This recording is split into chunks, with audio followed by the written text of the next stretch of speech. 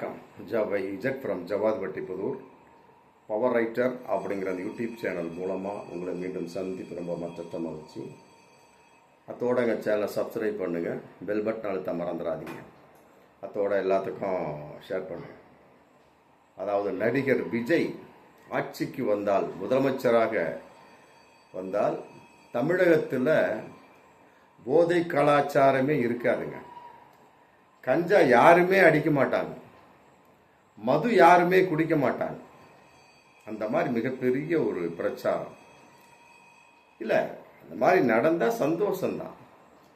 ஆனால் அது எந்த அளவுக்கு ஒரு சட்டப்பிடியின் கீழ் கொண்டு வந்து அதை நடைமுறைப்படுத்த முடியும் அப்படிங்கிற அந்த ஒரு இயற்கையான முறையில் உள்ள வில்லங்கத்தனம் அப்படிங்கிறது இருக்கு இல்லையா, அதை புரிந்து கொள்ளாமல் பலவிதமான தாவேகா நிர்வாகிகள் சொல்ல, அதை தவறாக புரிந்து கொண்டு இன்னைக்கு பல மக்கள் என்ன பண்ணிட்டாங்க, விசில் சின்னத்துக்கு வாக்களித்து இன்னைக்கு முதலமைச்சராக விஜயை உட்கார வச்சுட்டாங்க. 10ஆம் தேதி உட்கார வச்சாங்க. போன 10ஆம் தேதி, இன்னைக்கு 16 நாள் ஆச்சு. 16 நாளில் கொலைகளே நடக்கலையா? கஞ்சாக்கள் தமிழ்நாட்டுக்குள் உள்ள வரலையா? மதுவால் பிரச்சனைகள் இல்லையா? பாலியல் வன்கொடுமைகள் இல்லையா? எல்லாம் நடந்துருச்சே. இதற்கு விஜய் என்ன பதில் சொல்ல போகிறார் அப்படிங்கிறது இன்னைக்கு மிகப்பெரிய ஒரு கேள்விக்குறியா மக்கள், குறிப்பாக தமிழக மக்கள் மனசுல போயிட்டு இருக்கு. மு.க.ஸ்டாலின் ஆட்சியில் இருந்தப்ப கூட ஏதோ லேசு மாசா மைல்டா நடந்திருக்கும் போல இருக்கு. ஆனா விஜய் ஆட்சிக்கு வந்ததுக்கு பின்னால ஒரு வாரத்துல 24 கொலைகள் நடந்தது தமிழ்நாட்டில். அதுல குறிப்பா 12 கொலைகள் கஞ்சா கொலைகள். கஞ்சா அடிச்சு மது போதை மற்ற சோ கொலைகள். இந்த மாதிரி கொலைகள் இந்த 5 வருடத்துல, திமுக ஆட்சியில 5 வருடத்துல இந்த அளவுக்கு படு பாதகத்தனமாக நடந்ததில்லை. ஒருவேளை விஜய் ஆட்சிக்கு வந்துட்டாரு, என்ன அவருக்கு என்னப்பா அனுபவம் இருக்கு, கண்டுகொள்ள முடியாது அப்படிங்கிற ஒரு தைரியத்தின் வெளிப்பாடாக இருக்கலாம்.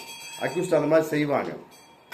ஒரு ஆபீசர் இருப்பாரு, ஸ்ட்ரிக்டா இருப்பாரு. அடுத்த ஆபீசர் மாறக்கூடிய சமயத்தில் அவருடைய விஷயத்தை, இதுக்கு முதல்ல அவரு வேறு எந்த மாநிலத்தில் இருந்தார் அப்படிங்கிறத பார்த்து அதுக்கு தகுந்த மாதிரி அக்யூஸ்ட் என்ன பண்ணுவானுங்க தெரியுமா? உள்ள இருக்கிற போலீஸ்காரங்களே போட்டு கொடுத்துருவாங்க. ஆமா, எப்பா இவர் கொஞ்சம் சாஃப்டானவருப்பா, மற்ற நம்ம பார்த்துக்கலாம் அப்படின்னு எல்லாத்தையும் ஆரம்பிச்சுவானுங்க. அந்த மாதிரி ஆரம்பிக்கப்பட்டு விட்டதோ அப்படிங்கிற ஒரு தகவல் தான் இன்னைக்கு மிகப்பெரிய ஒரு வைரலா சந்தேகத்தின் அடிப்படையில் போயிட்டு இருக்கு. அதாவது தூத்துக்குடி நடந்திருக்கு பாருங்க ஒரு சம்பவம். ரவுடிகளுக்கு மிகப்பெரிய ஒரு கொலை. இத்தனைக்கு போதையில் தூத்துக்குடியில் நடந்த இது 3வது கொலை. 6 நாளில் 3 கொலை நடந்திருக்கு தூத்துக்குடியில். ஆமா, அதாவது தூத்துக்குடி கிருஷ்ணபுரம் ஸ்னோவிங் அப்படின்னு அந்த ரவுடி பேரு. இந்த நபர் பேர்ல ஏகப்பட்ட கேசஸ் இருக்கு. இவர் என்ன பண்ணிருக்கிறாரு, ஃப்ரெண்டு சூசை 2 பேர் என்ன பண்ணிருக்கிறாங்க, மேட்டுப்பட்டி பக்கத்தில் இருக்கக்கூடிய கடற்கரையில் உட்காந்து மது அருந்திருக்கிறாங்க. சரி, மது அருந்ததுன்னா ஆச்சு, கொஞ்சம் தூரமாக உட்காந்து அருந்தினானுங்களா? அதுவும் கிடையாது. பக்கத்தில் சந்தனராஜா அப்படிங்கிற ஒரு கும்பல் தண்ணி அடிச்சு உட்காந்துருக்காங்க. மேட்டுப்பட்டி கடற்கரையில் இது மிகப்பெரிய ஒரு கோலாட்டமாக இருக்கும் போல இருக்கு. வாரம் டெய்லியுமே இருக்கும். ஆமாம், அதன் அடிப்படையில் சந்தனராஜ் கும்பலும் மது அருந்திக்கிட்டு இருக்கிறாங்க. பார்த்துருக்கிறான், இவனுடைய வார்த்தையை அவன் பேச, அவனுடைய விஷயத்தை இவன் சொல்லுன்னு போட்டு சந்தனராஜ் அந்த கும்பலுக்கும் சூசை ஸ்னோவின் அந்த 2 பேர்த்துக்கும் மிகப்பெரிய ஒரு தகராறு. மது போதையில் என்ன பேசுறதுன்னு தெரியாம டக்குன்னு பார்த்துருக்கானுங்க. அந்த சந்தனராஜ் கும்பல் ஸ்னோவின் சூசைய பயங்கரமான தாக்குதல், மது போதையில் அடின்னு அடிச்சு உடச்சு. அந்த வகையில் ஸ்னோவின் ஸ்பாட்லே அவுட், உயிரிழந்துறார். இன்னைக்கு சூசை அப்படிங்கிற ஒரு சீரியஸா இருக்கார். ஸ்பாட்லே கொலை, கத்தியால குத்தி கொலை செஞ்சிருக்கான் அந்த சந்தனராஜ் கும்பல் அப்படிங்கிறவன். ஸ்னோவின் அவனும் ரவுடி தான். ரவுடி கும்பல் மது போதையில் ஒரு ரவுடியை கொலை செய்த ஒரு கொடூரம். இது 3வது கொலையாக தூத்துக்குடியில் அரங்கேறி இருக்கு. இதற்கு விஜய் என்ன பதில் சொல்ல போகிறார்? அவர் ஆட்சி ஏற்று ஆட்சிக்கு 2-3 நாள் கழித்து நடந்த ஒரு சம்பவம். அப்போ வந்து விஜய்க்கு இதில் பொறுப்பு இருக்கு இல்லையா? அவரே பேசியிருக்கிறார் விஜய, நான் ஆட்சிக்கு வந்தால் அப்படி இப்படி, திமுக ஆட்சி கொலை கொள்ளை கற்பழிப்பு என்னென்னமோ நடக்குது, கண்டுகொள்வது இல்லையா, ஸ்டாலின் அங்கிள், ஸ்டாலின் சார் அப்படின்னாரு. இப்போ நான் கேட்குறேன், விஜய் சார், ஆமாம் விஜய் ப்ரோ, என்ன பண்ண போறீங்க இதுக்கெல்லாம்? அப்புறம் இன்னொன்று சம்பவம் நடந்திருக்கு பாருங்க. ஒடிசா ஆந்திரா அந்த ரூட்டில் சென்னைக்கு வரக்கூடிய வகையில் மிகப்பெரிய ஒரு கஞ்சா கடத்தல், ஆமாம் போதைப் பொருள் அதிகாரிகள்லாம் செக் பண்ண வகையில் எங்கே நடந்திருக்கு, நம்ம தமிழ்நாட்டிலே பிடிச்சிருக்கிறாங்க. ஒடிசா டு ஆந்திரா வழியாக சென்னைக்கு, அதன் மூலமாக மதுரைக்கு வந்து கஞ்சாவை கடத்துறது. ஆமாம், செங்குன்றம் நல்லூர் சுங்கச்சாவடியில் வாகன சோதை. இவங்களுக்கு ஆல்ரெடி வந்து ஃபோன் கடை வந்துருச்சு, வந்தவொடனே செக் பண்ணியிருக்கிறாங்க. லாரிக்கு பார்த்தா லாரிக்கு கீழே வந்து வச்சிருக்கிறாங்க 2,32,00,000 உண்டான படு பயங்கரமான போதை கஞ்சா. மொத்தம் வந்து 465 கிலோ. லாரிக்கு மேலே கிடையாது, லாரிக்கு கீழே வந்து லாக் பண்ணி கரெக்டாக வச்சிருக்கிறாங்க. இது எத்தனை நாளாக நடந்தோ யாருக்கு தெரியும்? இது வந்து விஜய் ஆட்சியில் தான் பிடிச்சிருக்கிறாங்க. இதற்கு விஜய் என்ன பதில் சொல்ல போகிறார்? இதுவும் போதை சம்பந்தப்பட்ட வகை தானே. அதையெல்லாம் விட ஒரு கூத்து, திருவண்ணாமலையில் ஆரணியில் ஒரு சம்பவம். 29 வயசு பொண்ணுங்க. அந்த பொண்ணு கல்யாணமான பொண்ணு, புருஷங்காரன் வந்து வேலைக்கு போயிடுறாரு. அது என்ன பண்ணிருக்கு, வீட்டினுடைய வாடகைக்கு இருக்கு, வீட்டினுடைய கதவை பூட்டிட்டு மேல் மாடியில் வந்து துணி துவைச்சிக்கிட்டு உட்கார்ந்துருந்துருக்கு. இதை வந்து அந்த ஆரணியில் விடிஎஸ் தெருவை சேர்ந்த பாஜக நிர்வாகி ஸ்ரீதர், ஒரு பாஜக நிர்வாகி பாசிச கும்பல் என்ன பண்ணியிருக்க, ரொம்ப நாள் அந்த பொண்ணை வாட்ச் பண்ணிகிட்டே இருந்திருக்கிறான். அந்த மாதிரி இருந்த வகையில் ஒரு வாரத்துக்கு முன்னால் ஒரு சீண்டுதல் போட்டிருக்கேன். அப்புறம் எல்லாருமே சமாதானப்படுத்தி மற்றபடி தவறு அப்படின்னு மன்னிப்பு கேட்க வச்சிருக்கிறாங்க. யாரும் அந்த ஸ்ரீதரை, அதே பொண்ணை டீஸ் பண்ணியிருக்கிறான், பாலியல் தொந்தரவு பண்ணியிருக்கான். அப்போ அவனுக்கு அந்த ஆத்திரம் இருக்கு இல்லையா, ஆமாம் என்னடா அது நம்மளை மன்னிப்பு கேட்க வச்சுட்டானுங்களே அப்படின்னு பார்த்துருக்கான். பார்த்த உடனே அடுத்த நாள் எப்படியாவது வஞ்சம் தீர்த்துன்னு சொல்லிட்டு என்ன பண்ணியிருக்கேன், அந்த பொண்ணு மேலே மாடியில் வந்து துணி துவைச்சிட்டு இருந்திருக்கிறான். மாடியில், மேல் மாடியில், 2வது மாடியில், 3வது மாடியில் துணி துவைச்சிருக்கிறான். இவன் என்ன பண்ணியிருக்கா, கரெக்டாக கேட்டை திறந்து கேட்டை தாண்டி எகிரி குதித்து அந்த பொண்ணுகிட்ட போய் துணி துவைச்சிட்டு இருக்க பொண்ணுகிட்ட பாலியல் சீண்டல் பண்ணி தகராறு பண்ணி கூப்பிட்டுருக்கான். உடனே அந்த பொண்ணு என்ன பண்ணி அலறி அடித்து மேல் மாடியிலேருந்து தொம்முன்னு கீழே கடையினுடைய அந்த சிமெண்ட் ஓட்டில் விழுந்து எல்லாரும் அலறி அடித்து கடையில் உள்ளவங்களாம் வெளியே வந்து பார்த்தா அவன் அங்கிட்டு அலர்ட் பண்ணி ஓடிட்டான். மது போதை, ஃபுல் போதையாம். அப்போ யார், அந்த பாஜக நிர்வாகி ஸ்ரீதர் அப்படிங்கிறவன் ஃபுல் போதையில் இருந்திருக்கிறான். மற்றபடி வந்து எல்லாரும் பார்த்துருக்காங்க. என்னென்னு பார்த்தோன்னே மேலே அவன் ஸ்ரீதர் நின்றுருக்கான் போதையில். உடனே போய் 4 பேர் கூட்டிகிட்டு வந்து தர்மாட்டி அடித்து இன்றைக்கி வந்து போலீஸில் பிடிச்சி கொடுத்துருக்குறாங்க. பாருங்கள், இது வந்து மது போதையில் நடந்த பாஜக நிர்வாகி செய்த ஒரு பாலியல் சீண்டல், பாலியல் வன்கொடுமை. இதற்கு வந்து முதலமைச்சர் விஜய் என்ன பதில் சொல்ல போகிறார் அப்படிங்கிற ஒரு கேள்வி இருக்கு. இதையெல்லாம் கூட ஒரு கொடுமை. இப்போதைக்கு சபாநாயகர், துணை சபாநாயகரை தேர்ந்தெடுக்கப்பட்டார்கள் ரவிசங்கர். ஆமாம், ஒரு வாரத்துக்கு முன்னாலே வந்து மண்ணச்சநல்லூர் பூனம்பாளையத்தில் மதுபாரில் ஃபுல்லாக போதை குடிகாரன். துணை சபாநாயகராக இருக்கக்கூடிய தாவேகா நிர்வாகி வந்து ஒரு ரவிசங்கர் வந்து சரியான போதை நோயாளி போல இருக்கு. என்ன பண்ணுங்க, திருச்சி துறையூர், ஆமாம் அந்த தொகுதியில் தேர்ந்தெடுக்கப்பட்ட ஒரு எம்எல்ஏ வேற, துறையூர் எம்எல்ஏ, தாவேகா எம்எல்ஏ, மண்ணச்சநல்லூர் பூனம்பாளையம் மதுபாரில் ஃபுல் போதை. ஆமாம், போதையில் அடித்து அப்படியே அங்கனே மயக்கம் போட்டு அப்படியே இருக்கக்கூடிய ஒரு காட்சி வந்து இன்னைக்கு சமூக வலைத்தளங்களில் ரொம்ப பயங்கரமாக போயிட்டுருக்கு. இதற்கு என்ன முதலமைச்சர் விஜய் பதில் சொல்ல போகிறார்? நல்லா யோசிக்கணும். விஜய் ஆட்சிக்கு வந்தால் அதெல்லாம் ஒன்றும் இல்லைங்க, டாப் ஆயிருங்க, எந்த பிரச்சனையுமே இருக்காது. ஆமாம், கஞ்சாவே உழவாது, மது போதையே இருக்காது. ஆமாம் அப்படின்னு சொல்கிறாங்க இல்லையா, சொல்கிறாங்க இல்லையா, இப்போ சொல்லிட்டு தான் இருக்கிறாங்க. இதுக்கெல்லாம் என்ன பதில்? இதற்கு முன்னாலும் சொன்னார்கள், அதற்கு என்ன பதில் அப்படிங்கிறது. அப்புறம் இன்னொரு சம்பவம் பாருங்கள், குடியாத்தத்தில் நடந்திருக்கு. கஸ்பா அந்த ஏரியாவில் 2 பேரும், முகேஷ் விஷ்ணு அப்படிங்கிற நண்பர் 2 பேரும் கட்டிட தொழிலாளி என்ன பண்ணியிருக்காங்க, அங்கே இருக்கக்கூடிய அஞ்சுமன் ரோடில் உட்காந்து தண்ணி அடிச்சிருக்காங்க. அவனுக்குள்ளே திடீர்னு தகராறு என்ன பண்ணியிருக்கு, ஆத்திரம் பண்ணோட விஷ்ணு என்ன பண்ணியிருக்கான், முகேஷை கட்டையால் சர மாதிரி அடிச்சிருக்கான். ஸ்பாட்லேயே துடிச்சிருக்கான் முகேஷ். உடனே போலீஸுக்கு ஃபோன் அடித்து கூட்டு போன வகையில் முகேஷ் வந்து இறந்துடுறார். விறகு கட்டையிலே போதையை அடித்து கொலை செஞ்சுருக்கிறான். யார், விஷ்ணு வந்து முகேஷை குடியாத்தத்தில். இதுவும் போதையால் நடந்த ஒரு கொலை, மது போதை. இதுக்கு என்ன முதலமைச்சர் விஜய் பதில் சொல்ல போகிறார் அப்படிங்கிற கேள்வி இருக்கு இல்லையா. அதை விட கொடுமை ஒரு கஞ்சா போதையில் நடந்த ஒரு மிகப்பெரிய கொடூரமான ஒரு செயல். அதாவது கோபி தாசாம்பாளையம் பிச்சாண்டா பாளையம், அதில் வந்து தங்கராஜ் அப்படிங்கிற ஒரு நபர், அவருடைய மனைவி பேர் அமுதா, பசங்கள்லாம் குழந்தைகள்லாம் இருக்கிறாங்க. இந்த தங்கராஜுக்கும் அமுதாவுக்கும் 18 வருடங்களுக்கு முன்னால் லவ் ஆகி கல்யாணமாகி இன்றைக்கி குடியும் கூத்துறவன் நல்லபடியாக இருக்கிறாங்க. ஆனால் அவன் குடிகாரன், பயங்கர குடிகாரன், லாரி டிரைவர். 18 வருஷத்துக்கு முன்னால் காதலிச்சு புருஷன் முண்டாட்டி இன்றைக்கி இருக்கிறாங்க. இருந்தாலும் சரியான குடிகாரன், லாரி டிரைவர். டெய்லி குடிச்சு போட்டு அமுதாவை தன் காதல் மனைவியை உதைன்னு உதைக்கிறத அடித்து துன்புறுத்துறது. அதை வந்து அவங்க அப்பா அம்மா அவங்க அப்பா அம்மா எத்தனையோ தடுத்துருக்காங்க, கேட்டதாவே இல்லை. அந்த அமுதாவும் வந்து ரொம்ப பொறுமையாக இருந்து பார்த்துருக்க, எவ்வளோ அறிவுரை சொல்லியிருக்கிறா, கேட்கல. சம்பவத்தை அன்னைக்கு என்ன பண்ணியிருக்கேன், அதே மாதிரி தண்ணியை போட்டு வந்து தன்னுடைய மனைவியான காதல் மனைவியான அமுதாவை அடின்னு அடித்து உதச்சி பயங்கரமான போதை. என்ன செய்கிறானே தெரியல, பயங்கரமான ஒரு போதை அடிச்சு போட்ட வகையில் அமுதாவுக்கு வந்து ரொம்ப வெறி ஏறிச்சு.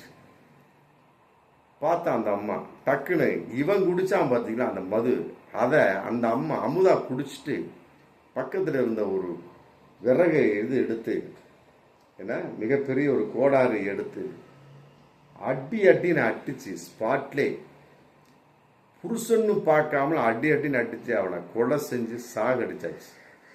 அந்த அளவுக்கு ஆத்திரம். அப்புறம் அந்த அம்மா பார்த்தது புருஷனை பொண்டாட்டி கொலை செய்கிறான். பார்த்தா காரணம் என்ன, குடிகாரன். ஒரு நாளைக்கு ஒரு தடவை இல்லை, ஏகப்பட்ட தடவை குடிச்சிட்டு வந்து அந்த குழந்தை குட்டி அவங்க அப்பான்னு பார்க்காம மனைவின்னு பார்க்க எல்லாத்தையுமே கொடுமை பண்ணுவானா அந்த தங்கராஜ் லாரி டிரைவர். அதெல்லாம் ஆத்திரம்லாம் மனசில் இருந்திருக்கு. அந்த அம்மா என்ன பண்ணிருக்கு, அமுதா டக்குன்னு அடின்னு அடித்து என்ன கொலை செஞ்சுட்டு அப்புறம் என்ன பண்ணியிருக்கு, அவனுடைய வெட்டி கொலை செஞ்சாச்சு. அப்புறம் அந்த அருவாளே என்ன பண்ணியிருக்கு, அவனுடைய ஆண் உறுப்பை அறுத்துருச்சு. அவ்வளோ ஆத்திரம். 18 வருஷமாக குடுத்தனம் பண்ணி கூட அந்த வேகம் குறையில. அந்த அவனுடைய ஆண் குறியை அறுத்து சாக்கடையில் தூக்கி கடாசிருச்சு. இன்னைக்கு வந்து போலீஸார் வந்து அந்த ஆண் குறி எங்கடான்னு சொல்லி போட்டு தேடுறாங்க. அதையெல்லாம் அவட கொடுமை. போலீஸுக்கு கம்ப்ளைண்ட் பண்ணி போலீஸ் வந்து அப்புறம் அந்த அம்மா ஓடி போயிரு சொல்லிவிட்டு அமுதா வந்து கையை பிடிச்சி லேடிஸு பெண் போலீஸ் வச்சு கையை பிடிச்சி கூட்டிகிட்டு போவாங்க இல்லையா.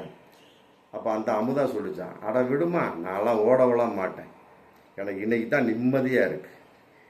இத்தனை வருஷமாக கஷ்டப்பட்டு இருந்ததுக்கு இன்றைக்கி தான் விமோச்சனம் கிடச்சிருக்கு அப்படின்னு சொல்லி போட்டு, ஏன்னா புருஷன் செத்தான் அப்படிங்கிறது எனக்கு பெருசு கிடையாது, இத்தனை நாளாக பொறுமையாக இருந்ததுக்கு எனக்கு இன்னைக்கு தான் மிகப்பெரிய ஒரு நிம்மதி கிடச்சிருக்கு. என்ன என் குழந்தை குட்டியை அனாதையாக போச்சு பார்த்துக்குங்க அப்படின்னு போட்டு அந்த அம்மா சொல்லிச்சான். பாருங்க, அதே மாதிரி இன்னொன்று சொல்லியிருக்கு, அவன் எந்த அளவுக்கு குடிச்சு போட்டு என்னை அடித்தாலும் அதே மாதிரி அவன் குடித்த பாட்டில் எடுத்து நானும் குடித்து அவனை அடித்து கொலை செஞ்சேன், நான் தான் கொலை செஞ்சேன் அப்படின்னு போட்டு ஒரு பெண் சொல்லக்கூடிய அளவுக்கு ஒரு ஆணுடைய நிலைமைனா அப்போ அந்த பெண்ணுடைய மனோநிலை எந்த அளவுக்கு பாதிப்படைஞ்சிருக்கும் பாருங்க. இது எதனால் வந்தது, போதை, டாஸ்மார்க் போதை. இதற்கு வந்து முதல்வர் விஜய் என்ன பதில் சொல்ல போகிறார், அதே மாதிரி இன்னொரு சொல்லி முடிச்சிட பாருங்க. கஞ்சா போதை, கஞ்சாவால் ஒரு போதை. மன்னார்குடி நடந்த ஒரு சம்பவம். மன்னார்குடி காரக்கோட்டை, அதாவது வந்து கலிய பெருமாள், அவர் ஒய்ஃப் வந்து தேவி, பையன் வந்து ஐயப்பன். கலிய பெருமாள் வந்து மலேசியாவில் வேலை செய்கிறார். தேவி அந்த அம்மாளுக்கு கலிய பெருமாள் புருஷன் பொண்டாட்டிக்குள்ள தகராறு. தேவி வந்து இந்தியாவில் பிரிஞ்சு வாழ்ந்துட்டு இருக்காங்க. அவர் மலேசியாவுக்கு போனவர் அடிக்கடி வர்றதெல்லாம் கிடையாது. கலிய பெருமாள் ஏதோ பணத்தை அனுப்பிச்சுடுவார் போல இருக்கு. புருஷன் பொண்டாட்டி தகராறு. அதே நேரத்தில் மகன் ஐயப்பனுக்கும் தேவைப்பட்ட பணத்தை வந்து அனுப்பிச்சுடுவார் போல இருக்கு. இப்படி இருக்கக்கூடிய சமயத்துக்கு என்ன பண்ணிருக்கேன், கையில் நல்ல காசு தாண்டவமான உடனே, ஏன்னா அப்பம் இல்லை, ஆத்தா என்ன சொன்னாலும் கேட்க மாட்டான். பார்த்துருக்க நல்ல கஞ்சா வாங்கி வாங்கி குடிச்சு கஞ்சாவுக்கு அடிமை ஆயிட்டான். அடிமையான வகையில் அவங்க அம்மாக்காரி தேவி அந்த அம்மா எவ்வளவோ சொல்லியிருக்கு, கேட்கல. அப்புறம் மது போதை யாழிகள் மறுவாழ்வு மையம்லாம் இருக்கு இல்லையா, அங்கே வச்சு அந்த அம்மா பார்த்துருக்கு. அப்பவும் திருந்தலாங்க. அப்புறம் திருவாரூர் அரசு மருத்துவக் கல்லூரியில் வச்சும் பார்த்துருக்குறாங்க. அவங்க அம்மா தேவி கொஞ்சம் திருந்தி வந்திருக்கான். வந்த சமயத்தில் என்ன பண்ணியிருக்கிறான், திருப்பி அவனுக்கு அந்த கஞ்சாவனுடைய அந்த ஒரு வேகம் கிடச்சிருச்சு. அவங்க அப்பாட்ட காசு கேட்குறான் கலிய பெருமாள். நான் இனிமேல் கூட காசே தரமாட்டேன். ஏன்னா விஷயம் அவருக்கு தெரிஞ்சு போச்சு. அவர் வந்து காசு அனுப்பிச்சு பையன் நல்லபடியாக படிக்கணும், மற்றபடி மற்ற எல்லா வேலையும் பார்க்கணும் அப்படின்னு சொல்லிவிட்டு அவர் ஆசையாக தன் மகனுக்கு அங்கிருந்து அனுப்புகிறார். வெளிநாட்டிலேருந்து பணம் அனுப்புகிறாரு.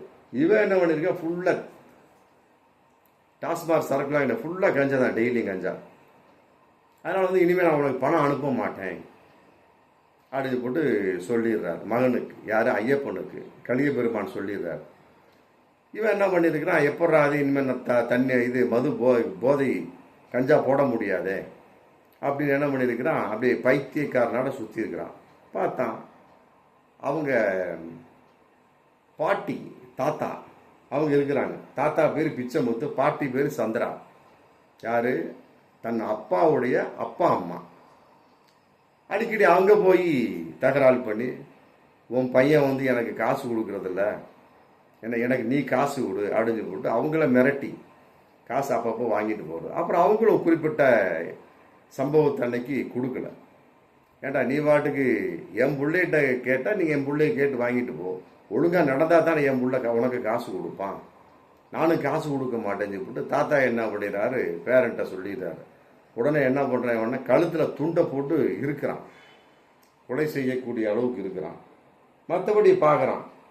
பார்த்து முடிச்ச உடனே அங்கே அதை பாட்டி சந்திரா வந்து, ஐயோ என் புருஷனை ஏன்டா கொலை பண்ணுற அப்படின்னு சொல்லி போட்டு பாட்டி தடுக்கக்கூடிய சமயத்தில் பக்கத்தில் ஒரு நாற்காலி இருந்திருக்கு.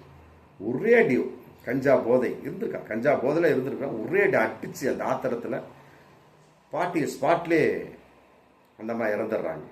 உடனே பார்க்குறான், அவர் கழுத்தில் போட்ட துண்டோட தாத்தாவையும் இறுக்கி ஒரே நேரத்தில் 2 பேரையும் கொலை செஞ்சிடறான். முடிஞ்சு போச்சு. பாருங்கள் கஞ்சா வந்து எவ்வளோ கொடூரமான ஒரு விஷயங்கிறது தெரியுது பாருங்க.